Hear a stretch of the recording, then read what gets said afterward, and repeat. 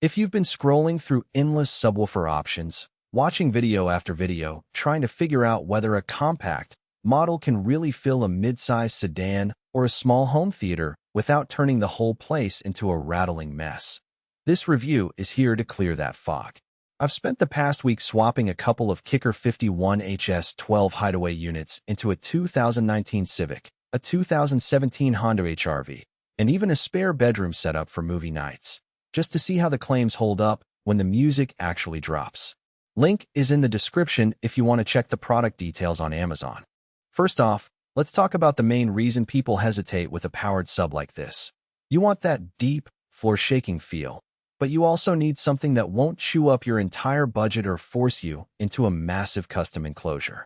The Kicker Hideaway bundle tries to solve that by pairing two 12-inch, self-amplified subs with a dual-amp bass remote, all packaged to slip behind a seat or into a tight trunk space. The promise is big bass impact in a small footprint, and the real question is whether the trade-offs like limited power headroom and the need for careful placement make it a good fit for you. Who should consider this bundle? If you're a car enthusiast who wants a noticeable bump without the hassle of separate amp wiring, or a renter who wants a home theater sub that can disappear into a closet without a permanent build-out, you're in the right camp. The Hideaway design lets you mount the speaker behind a seat cushion or a low cabinet, and because each unit has its own built-in amp, you don't have to run a separate power source through the vehicle or the room. That also means the installation time drops from a half day to a couple of hours, even if you're not a seasoned installer. Now, who should walk away? If you're chasing the kind of thunder you'd hear at a concert venue, or you run a full-size SUV where you can afford a larger 15-inch, high-power sub with a dedicated external amp, you'll probably feel the Kicker units hit a ceiling around the mid-range of bass intensity. The 12-inch drivers are tuned for a balanced punch, not for ultra-low frequency domination. Also, if you're looking for a plug-and-play system that can be tossed onto a bookshelf and left alone, the need for a dedicated remote box and a bit of tuning might feel like extra steps you didn't sign up for. Let's get into the practical strengths. The most noticeable advantage is the Hideaway mounting system. In my Civic, I slid one unit into the rear seat pocket and the other into the trunk sidewall. The sealed enclosure that comes with each sub is tight enough to keep the speaker from rattling loose parts, but still leaves enough air volume for the driver to move freely. The result was a solid, rhythmic thump that you could feel in the floorboards without the entire cabin shaking apart. When I switched to a bigger bass track, think boom boom pow, at 80 dB, the bass stayed tight and didn't turn into a muddy wobble, which is a common complaint with some compact subs that's simply boomy, without control. The dual-amp remote, the 51 dBRC, is another practical win.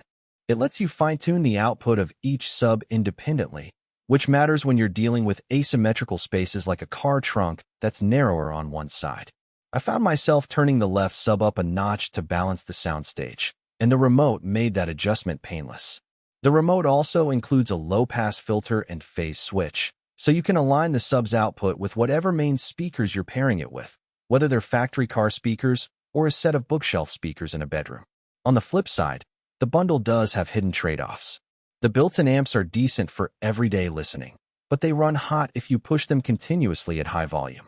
In my car test, after an hour of full-blast bass at a concert-style playlist, the amps warmed up enough that the remote's temperature indicator lit up. It didn't shut down, but the extra heat meant I needed to give the system a short break to avoid long-term wear.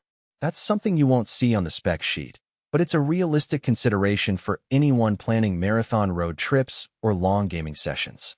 Another practical weakness is the wiring length that comes with the kit. The remote's power cable is long enough for most trunk installations, but if you're mounting the sub in a tighter cabin spot, you might need an extension or a custom routing plan.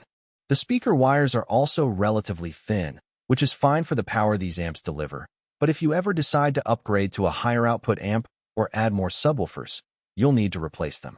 It's not a deal breaker, just an extra step if you're a DIY tinkerer. Value for money comes down to how you weigh the convenience of a self-amplified, Hideaway design against the raw output you could get from a larger,